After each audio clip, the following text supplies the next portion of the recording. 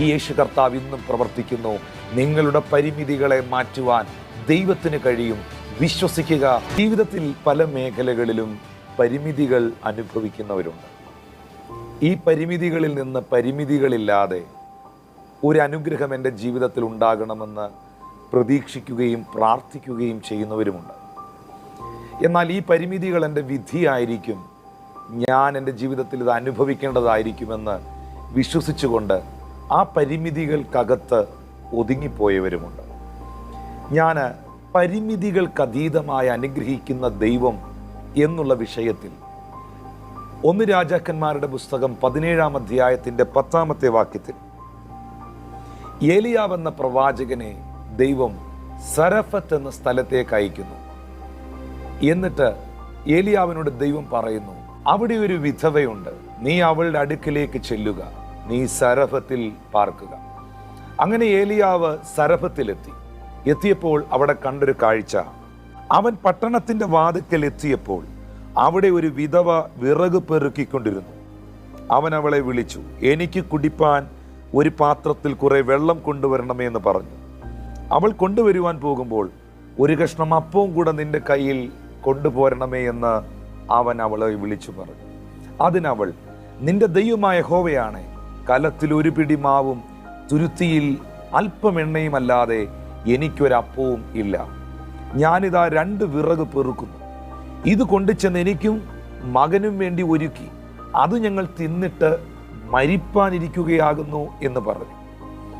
ഇവിടെ നമ്മൾക്ക് മനസ്സിലാക്കാൻ കഴിയുന്നത്, ആത്മഹത്യക്ക് വേണ്ടി തയ്യാറാകുന്ന ഒരു കുടുംബം, പട്ടിണി കാരണം നാളെ കാലത്ത് ജീവിക്കുവാൻ കഴിയാത്ത നിലകളിൽ തകർന്ന് തരിപ്പണമായ ഒരു കുടുംബം. അതുമാത്രമല്ല, അധ്വാനിച്ചുകൊണ്ട് കൊടുക്കേണ്ട ഭർത്താവ് നഷ്ടപ്പെട്ട ഒരു സഹോദരിയും അവരുടെ മകനും. ഈ ഭാഗത്ത് നമുക്ക് കാണുവാൻ കഴിയുന്നത് അതിശക്തമേറിയ പരിമിതികൾ അനുഭവിക്കുന്ന ഒരു കുടുംബത്തെയാണ്. ആ സഹോദരി പറഞ്ഞത് കേട്ടോ, എൻ്റെ കയ്യിൽ ഒരു പിടി മാവും അല്പം എണ്ണയും 2 വിറകുമേ ഉള്ളൂ. അപ്പം 2 എണ്ണം ഉണ്ടാക്കി എൻ്റെ കുഞ്ഞിന് ഇന്ന് കൊടുത്തിട്ട് ഇന്ന് രാത്രിയിൽ ഞങ്ങൾ ആത്മഹത്യ ചെയ്യാൻ പോവുകയാണ്. എന്നാൽ ആ റൈറ്റ് ടൈമിൽ, റൈറ്റ് പ്ലേസിൽ, റൈറ്റ് പേഴ്സണായ ഏലിയാവിനെ ദൈവം അയക്കുന്നു അവളുടെ പരിമിതികളെ ഭേദിക്കുവാൻ വേണ്ടി. ഇന്ന് ഈ സന്ദേശം കേൾക്കുന്ന എൻ്റെ മാന്യ സഹോദരങ്ങളോട് പറയട്ടെ, ഏലിയാവ് എന്ന ദൈവപുരുഷൻ ആ ഭവനത്തിലെത്തിയതും ഏലിയാവിൻ്റെ വാക്കിനെ അവൾ അനുസരിച്ചതും നിമിത്തം സ്വർഗത്തിലെ ദൈവം അവളുടെ പരിമിതികളെ ഭേദിച്ചു. ആ ക്ഷാമകാലത്തും ക്ഷേമമായി ദൈവം ആ കുടുംബത്തെ പോറ്റി. കലത്തിലെ മാവ് വർദ്ധിച്ചു, കലശത്തിലെ എണ്ണ വർദ്ധിച്ചു. അവിടുത്തെ പരിമിതികൾ മുഴുവൻ സമൃദ്ധിയിലേക്ക് മാറ്റപ്പെട്ടു.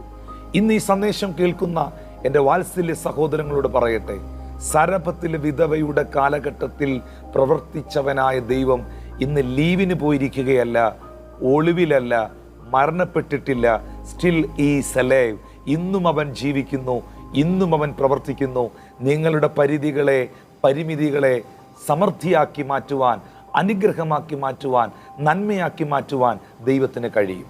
ഇത് വിശുദ്ധ ബൈബിളിൽ 1 രാജാക്കന്മാരുടെ പുസ്തകത്തിൽ സംഭവിച്ചതെങ്കിൽ 2 രാജാക്കന്മാരുടെ പുസ്തകത്തിൽ എലീഷായുടെ കാലഘട്ടത്തിലേക്ക് വരുമ്പോൾ അതിൻ്റെ 4-ാം അധ്യായത്തിൽ നമുക്ക് ഒരു സഹോദരിയെ കാണാം. അവളുടെ ഭർത്താവ് ദൈവഭക്തനായിരുന്നു, എലീഷായുടെ ഒപ്പം പ്രവർത്തിച്ച മനുഷ്യനായിരുന്നു.